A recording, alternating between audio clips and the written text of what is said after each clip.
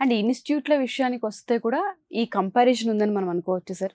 ఆ prestige issue ఏదైతే ఉందో పలానా ఇన్‌స్టిట్యూట్ అయితే అన్న ఆ కాస్ట్ ఇన్స్టిట్యూట్ కంపారిజన్. ఇన్స్టిట్యూట్ విషయంలో ఉంటది. ఇన్స్టిట్యూట్ బ్రాండ్ కన్నా కూడా ఇప్పుడు డేటా సైన్స్ కోర్సు ఇప్పుడు బాగా భూమి ఉంది, అది నేర్చుకోవాలి. లేకపోతే ఏఐ బాగా భూమి ఉంది, అది అది నేర్చుకోవాలి.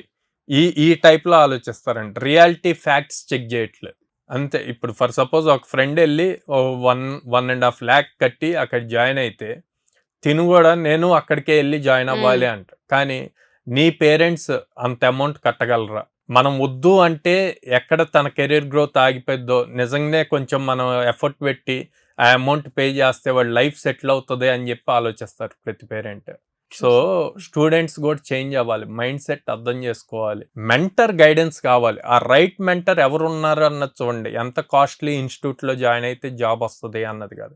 కెరీర్ స్టార్ట్ అవ్వటానికి 20,000 25,000తో చాలు. 100 days ప్రాపర్గా కష్టపడితే కెరీర్ స్టార్ట్ అవుతుంది. కెరీర్ స్టార్ట్ అయ్యాక దాన్ని ఎలా బిల్డ్ చేసుకుంటారు అన్నది మీ చేతుల్లో ఉంటుంది. ఆ కెరీర్ స్టార్ట్ అవడానికి ఎవరు హెల్ప్ చేయగలరు, ఎవరు మెంటరింగ్ ప్రాపర్గా చేయగలరు అన్నది డిసైడ్ అవ్వాలి.